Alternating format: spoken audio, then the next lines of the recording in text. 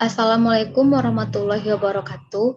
Kami dari kelompok 7 yang beranggotakan yang pertama yaitu saya sendiri, Lara Dunanda Putri, BP 19110034.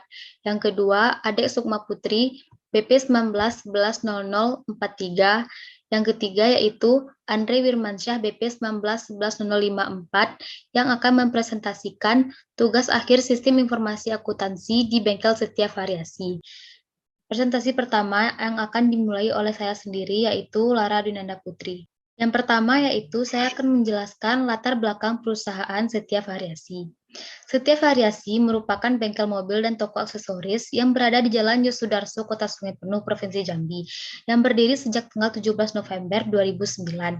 Bengkel Setiap Variasi ini adalah bengkel yang melayani jasa servis seluruh tipe dan merek kendaraan bermobil. Awalnya, bengkel Setiap Variasi ini dibentuk karena pemilik yang bernama Bapak Syafril merupakan lulusan SMK jurusan otomotif yang ingin mengembangkan ilmunya dengan membuka usaha bengkel mobil. Dengan kegigihannya, Bapak Syafril nekat membuka bengkel mobil ini hanya dengan bermodalkan uang 25 juta rupiah dan memperkerjakan adik-adiknya yang juga merupakan lulusan dari SMK otomotif. Awalnya, bengkel Setiap Variasi ini hanya memiliki 5 orang karyawan, dan seiring berjalannya waktu, jumlah karyawan di bengkel Setiap Variasi ini mencapai 15 orang. Semakin berkembangnya perindustrian di Kota Sungai Penuh mengakibatkan berkembangnya juga daya beli masyarakat terhadap mobil semakin meningkat. Semakin banyaknya pengguna mobil akan menimbulkan banyak pesaing dan industri jasa perbaikan yang menjadi ancaman terhadap perusahaan.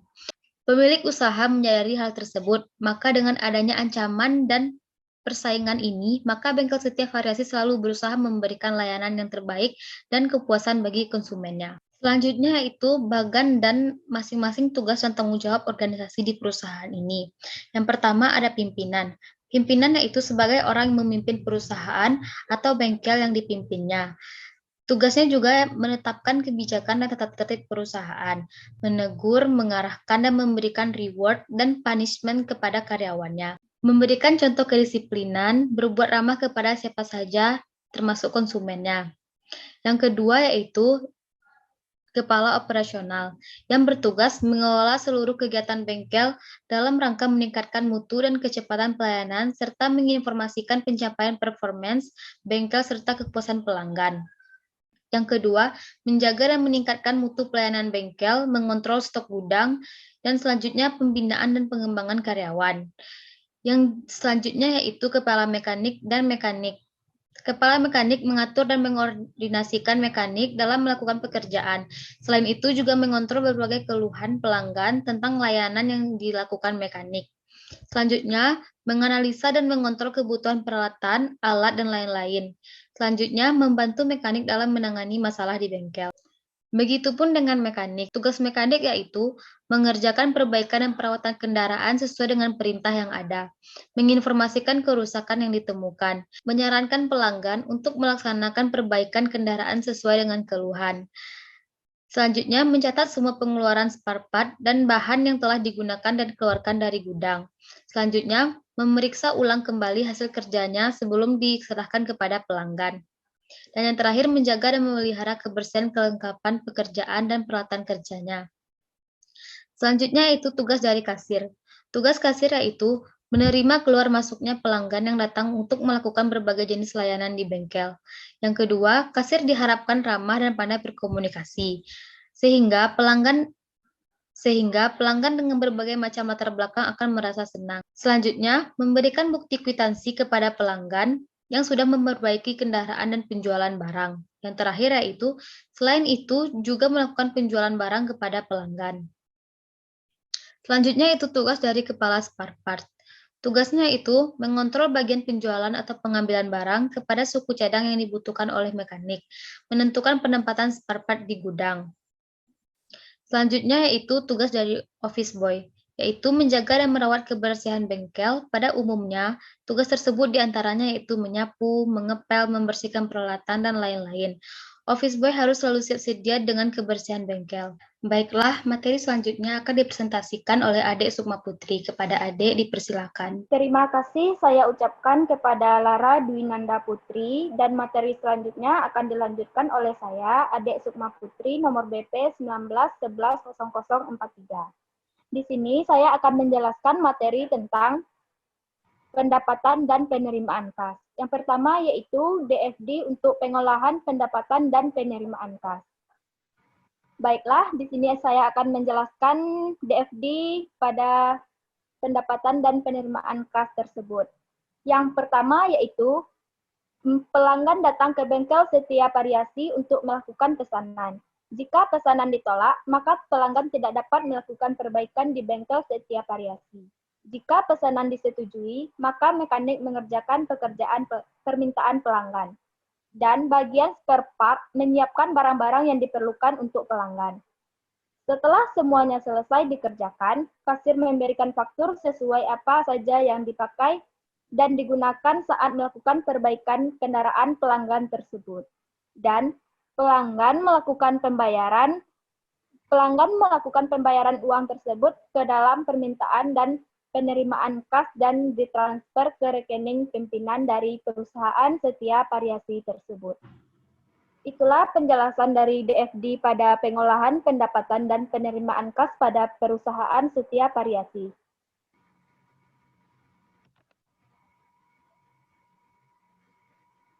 Selanjutnya di sini saya akan menjelaskan tentang diagram proses bisnis siklus pendapatan dan penerimaan kas pada perusahaan setiap variasi tersebut. Di sini saya akan menjelaskan bagian-bagian dari diagram proses bisnis siklus pendapatan dan penerimaan kas tersebut.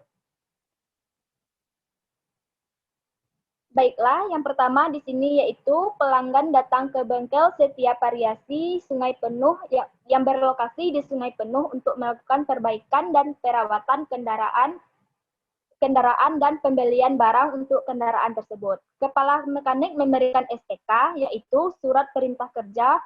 Form ini berangkap 3 lembar yang berisi tentang keluhan pelanggan, beserta estimasi tagihan yang harus dibayar oleh pelanggan kepada perusahaan setiap variasi tersebut. Selanjutnya, tujuan dibuatnya SPK tersebut adalah agar bagian mekanik dapat menjalankan tugasnya sesuai dengan keluhan pelanggan yang terdapat dalam form tersebut, sehingga tidak terjadi kesalahan tugas dalam pengerjaan dan perbaikan kendaraan oleh perusahaan setiap variasi tersebut. Selanjutnya, prosedur perbaikan kendaraan. Dalam proses ini, bagian mekanik menerima form SPK dari kepala mekanik dan melakukan perbaikan kendaraan sesuai dengan keluhan pelanggan yang kemudian dikerjakan oleh mekanik di perusahaan setiap variasi tersebut. Selanjutnya, prosedur penyiapan spare part atau barang. Dalam prosedur ini, bagian spare part menerima SPK untuk diisi serta menyiapkan jenis spare part yang dibutuhkan oleh kendaraan dari pelanggan tersebut. Selanjutnya, prosedur pembuatan kwitansi, nota jasa bengkel, dan nota pemakaian barang dan bahan dilakukan oleh bagian kasir. Di sini bagian kasirlah yang berfungsi untuk mengetahui jenis bahan material yang dikeluarkan untuk perbaikan kendaraan serta jasa yang telah diberikan oleh perusahaan setiap variasi dalam memenuhi keinginan pelanggannya. Selanjutnya, prosedur pembayaran. Di sini setelah dibuat kwitansi dan lain-lain, pelanggan bisa membayar uang sesuai yang tertera pada kwitansi pada bagian kasir. Kemudian kasir mendatangi kwitansi serta menandatangani kwitansi serta membutuhkan stempel lunas kalau pelanggan tersebut membayarnya secara lunas. Baiklah, materi selanjutnya yaitu kelemahan pengendalian internal pendapatan dan penerimaan kas. Yang pertama yaitu otorisasi transaksi. Sistem otorisasi di bengkel setiap variasi sudah memadai, karena setiap kejadian yang terkait dalam bagian unit organisasi selalu diserahkan pada bagian yang sudah ditetapkan. Selain itu, setiap dokumen dasar penerimaan kas selalu dicek terlebih dahulu oleh bagian yang bersangkutan. Yang kedua yaitu pemisahan tugas. Kelemahan yang dilihat dari struktur organisasi di bengkel Setia Variasi yaitu belum menetapkan pemisahan fungsi yang jelas dan tegas di bagian akuntansi dan kasir, serta bagian kasir hanya ditangani oleh satu orang karyawan. Perangkapan tugas tersebut dapat mengakibatkan penyalahgunaan kekuasaan atau tanggung jawab untuk melakukan kecurangan. Yang selanjutnya yaitu praktik yang sehat. Di setiap variasi sudah cukup baik, dapat dilihat dari sistem kerja yang dilakukan oleh mekanik dan bagian spare part. Yang selanjutnya adalah desain dan menggunakan dokumen serta catatan. Dalam penggunaan dokumen serta catatan, ada beberapa dokumen yang belum ada di setiap variasi. Di perusahaan setiap variasi ini seperti jurnal penerimaan kas, sehingga perlu adanya pengolahan tambahan di bagian akuntansi, serta bukti setor ke bank agar menambah kejelasan mengenai sumber data perusahaan. Yang selanjutnya yaitu penanganan aset. Di bengkel setiap variasi, bagian ini sudah cukup baik karena dalam penanganan aset atau barang dilakukan dan dicek oleh kepala spare part dan juga terdapat CCTV pada seluruh bagian tempat aset. Yang terakhir yaitu pengecekan kerja independen. Hal ini sudah dilakukan. Setelah melakukan transaksi, akan dilakukan pengecekan atau meninjau pekerjaan dan dokumen oleh masing-masing kepala mekanik. Spare part dilaporkan kepada pimpinan jika terjadi kendala. Yang selanjutnya yaitu saran untuk memperbaiki kelemahan pengendalian internal, pendapatan, dan penerimaan kas pada perusahaan atau bengkel setiap variasi. Yang pertama, jika dilihat dari struktur organisasi yang dimiliki oleh bengkel setiap variasi, terjadi rangkapan atau belum ada pemisahan tugas yang jelas pada bagian kasir. Seharusnya pada bagian administrasi dan kasir tidak boleh digabungkan, sehingga hal ini perlu perekrutan karyawan baru yang ditempatkan di bagian administrasi. Hal ini dapat mencegah kecurangan maupun tindak penyelewengan yang dapat dilakukan oleh karyawan. Selanjutnya yaitu sebaiknya perusahaan secepatnya merekrut bagian sistem akuntansi untuk melakukan pembukuan dengan jelas. Dan perusahaan sebaiknya memiliki fasilitas sistem akuntansi yaitu komputer untuk menunjang kinerja perusahaan dan karyawannya agar setiap barang masuk dan barang keluar, laporan harian, bulanan, dan tahunan yang dibuat tidak secara lagi dan lebih memudahkan bagian akuntansi dalam membuat laporan tersebut. Baiklah, selanjutnya materi akan dibacakan oleh Andre Wirmansyah. Terima kasih. Terima kasih kepada Adik Sukma Putri. Materi selanjutnya akan saya jabarkan yaitu mengenai siklus pemrosesan pembelian dan pengeluaran kas yang terjadi pada bengkel setiap variasi. Di bengkel setiap variasi sendiri, untuk proses pembelian dan pengeluaran kas biasanya terjadi di bagian spare part. Biasanya pengeluaran yang dilakukan hanya untuk kegiatan operasional ataupun kebutuhan bengkel saja. Yang dimana dimulai dari bagian spare part yang akan memerlukan biaya pembelian barang. Bagian spare part akan melapor kepada bagian kasir, lalu bagian kasir akan meminta persetujuan kepada pimpinan. Setelah melakukan pemesanan barang kepada supplier, supplier akan mengirimkan barang dan bagian spare part akan menerimanya. Lalu dilakukanlah pembayaran kepada supplier. Setelah melakukan pembayaran, maka faktur yang diterima akan diberikan kepada bagian kasir gunanya untuk pengarsipan. Baiklah, untuk DFD-nya sendiri yaitu dimulai dari karyawan. Karyawan akan melaporkan kepada kasir apakah apa yang dibutuhkan di dalam kegiatan operasional.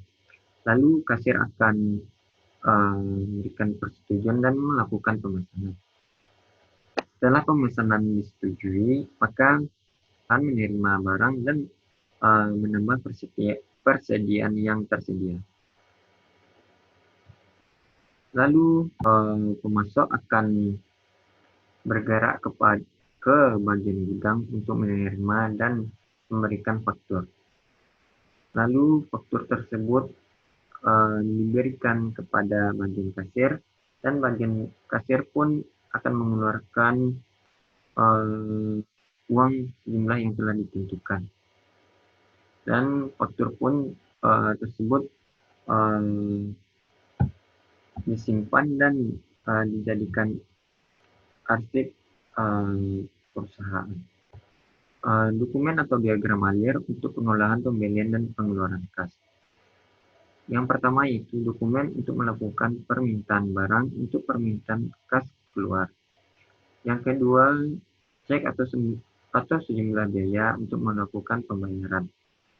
Yang ketiga, bukti kas keluar sebagai bukti bahwa telah terjadi pengeluaran kas dan sebagai catatan untuk pembuatan laporan.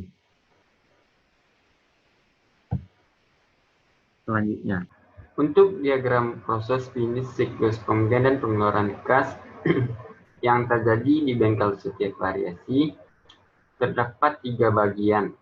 Bagian pertama yaitu bagian spare part, bagian kasir, dan bagian akuntansi.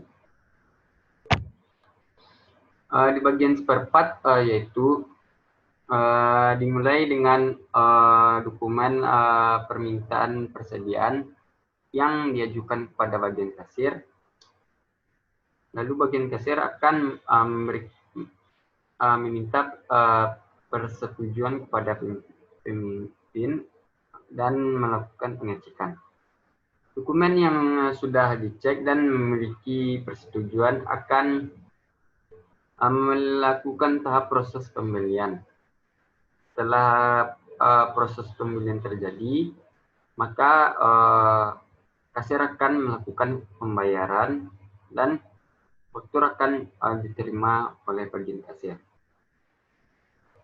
sebagai bukti pembayaran. Setelah menerima faktur, maka bagian kasir akan memberikannya kepada bagian akuntansi gunanya untuk melakukan pengarsipan atau melakukan pembukuan. Selanjutnya, kelemahan pengendalian internal dan internal pembelian dan pengeluaran kas. Yang pertama yaitu otorisasi transaksi. Sistem otorisasi di bengkel setiap variasi sudah memadai, karena setiap kejadian yang terkait dalam bagian unit organisasi selalu diserahkan pada bagian yang sudah ditetapkan. Selain itu, setiap dokumen dasar penerimaan kas selalu dicek terlebih dahulu oleh bagian yang bersangkutan.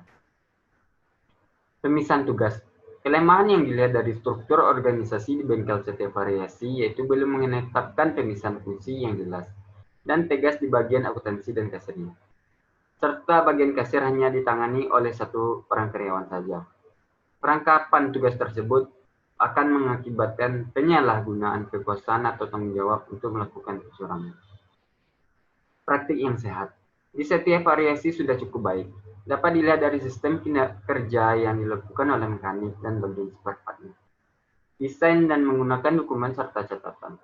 Dalam penggunaan dokumen serta catatan ada beberapa dokumen yang belum ada di setiap variasi ini, seperti jurnal pengeluaran kas sehingga perlu adanya pengolahan teman bagian akuntansi, serta bukti setor ke pihak bank agar menambah kejelasan mengenai sumber data perusahaan. Selanjutnya, penanganan aset. Di bengkel setiap variasi bagian ini sudah cukup baik karena dalam penanganan aset atau barang dilakukan pengecekan oleh kepala spare part dan juga terdapat CCTV agar bagian tempat aset pun aman. Selanjutnya, pengecekan kerja independen.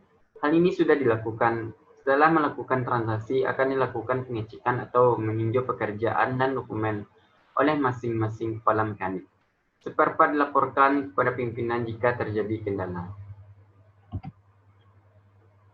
Adapun saran untuk memperbaiki kelemahan pengendalian internal pembelian dan pengeluaran kas.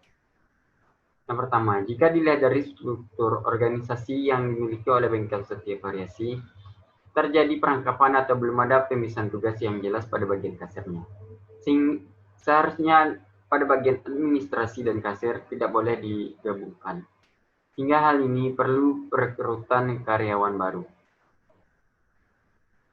Hal ini dapat mencegah kecurangan maupun tindakan penyelewengan yang dilakukan oleh karyawan. Selanjutnya, sebaiknya perusahaan secepatnya merekrut bagian sistem akuntansi untuk melakukan pembukuan yang jelas. Perusahaan sebaiknya memiliki fasilitas sistem akuntansi berupa komputer agar menunjang kinerja perusahaan dan karyawannya. Agar setiap barang yang masuk dan keluar beserta laporan harian, bulanan, dan tahunannya yang dibuat secara tidak manual. Dan lebih efektif dan lebih memudahkan bagian akuntansi dalam membuat laporan tersebut. Demikian. Untuk materi selanjutnya akan disampaikan oleh Lara Dwinanda Putri. Kepada Lara, disilakan. Terima kasih kepada Andre. Baiklah, di sini saya akan menjelaskan tentang siklus proses penggajian. Yang pertama yaitu narasi pemrosesan penggajian. Penggajian di bengkel setiap variasi ini berdasarkan absensi atau daftar hadir dari setiap karyawan. Yang pertama, dimulai dari bagian pimpinan mengecek daftar hadir karyawan dan setelah dicek daftar hadir tersebut diberikan kepada kasir. Kasir membuat rekap daftar hadir dan daftar gaji karyawan. Data dan rekapan tadi akan diproses. Yang ketiga, pimpinan mencek hasil rekapan daftar hadir dan daftar gaji karyawan. Yang keempat, setelah dicek oleh pimpinan dan disetujui, maka kasir akan memberikan gaji secara tunai kepada masing-masing karyawan. Selanjutnya yaitu DFD untuk siklus penggajian. Yang pertama yaitu pimpinan membuat daftar hadir dan rekap daftar hadir karyawan. Lalu pimpinan menyiapkan penggajian. Dan kemudian pimpinan mengecek daftar hadir karyawan. Daftar hadir karyawan yang telah dicek, lalu kasir menyiapkan penggajian. Dan lalu kasir mengeluarkan gaji kepada karyawan. Selanjutnya yaitu dokumen untuk pengolahan penggajian. Di sini hanya memakai dua dokumen. Yang pertama, rekap absensi karyawan, dan yang kedua, rekap daftar gaji karyawan. Selanjutnya yaitu diagram proses bisnis siklus penggajian. Yang pertama dimulai dari pimpinan. Pimpinan mengecek daftar hadir karyawan. Kemudian daftar hadir diberikan kepada kasir. Kasir membuat rekapan gaji. Dan pimpinan mengecek laporan penggajian. Lalu, kasir membuatkan laporan penggajian dan barulah dikeluarkan gaji karyawan kepada karyawan yang menerima gaji. Selanjutnya yaitu kelemahan pengendalian internal penggajian. Yang pertama yaitu otorisasi transaksi. Sistem otorisasi transaksi di bengkel setiap variasi sudah memadai, karena setiap kejadian yang terkait dalam bagian unit keorganisasi selalu diserahkan kepada bagian yang sudah ditetapkan. Selain itu, setiap dokumen dasar penerimaan kas selalu dicek terlebih dahulu oleh bagian yang bersangkutan. Yang kedua yaitu pemisahan tugas. Kelemahan yang dilihat adalah tidak adanya pemisahan tugas antara pembuat daftar gaji dengan tugas keuangan atau pembayarannya hanya dilakukan oleh kasir. Penangkapan fungsi tersebut dapat mengakibatkan penyalahgunaan kekuasaan atau tanggung jawab untuk melakukan kecurangan. Yang ketiga yaitu praktik yang sehat. Di bengkel setiap variasi terdapat kelemahan dapat dilihat dari pencatatan daftar hadir karyawan masih menggunakan metode manual, belum memakai sistem informasi, sehingga mudah sekali terjadi kecurangan. Yang keempat yaitu desain dan menggunakan dokumen serta catatan. Dalam penggunaan dokumen serta catatan sudah baik, namun ada beberapa dokumen yang digunakan dalam proses penggajian yang belum ada seperti jurnal pengeluaran kas, sehingga adanya tambahan dokumen dan catatan akuntansi serta bukti setor dari bank agar menambah kejelasan mengenai sumber penggajian ini. Yang kelima yaitu pengamanan aset, catatan, dan data. Di bengkel setiap variasi, bagian ini sudah cukup baik, karena dalam pengenangan aset atau barang dilakukan dan dicek oleh kepala spare part. Dan juga terdapat CCTV pada seluruh bagian tempat aset. Yang terakhir yaitu pengecekan kerja independen. Hal ini sudah dilakukan setelah melakukan transaksi akan dilakukan pengecekan dan Hal ini sudah dilakukan setelah melakukan transaksi atau dilakukan pengecekan atau peninjauan dari dokumen. Selanjutnya yaitu saran untuk memperbaiki kelemahan pengendalian internal penggajian. Yang pertama yaitu harus adanya pemisahan tugas antara fungsi pembuatan daftar gaji dengan pembayaran gaji. Yang kedua, seharusnya setiap perubahan gaji dan upah karyawan karena perubahan jabatan, perubahan tarif gaji dan upah, tambahan keluarga harus didasarkan pada putusan pimpinan.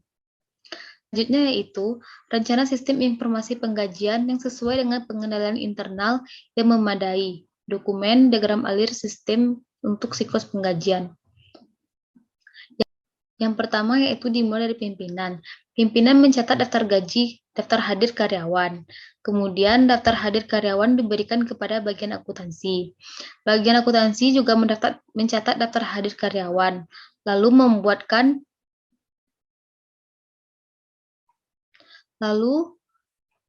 bagian akuntansi membuatkan daftar gaji karyawan dan membuatkan rekapan gaji karyawan, lalu dilakukan pengecekan oleh pimpinan.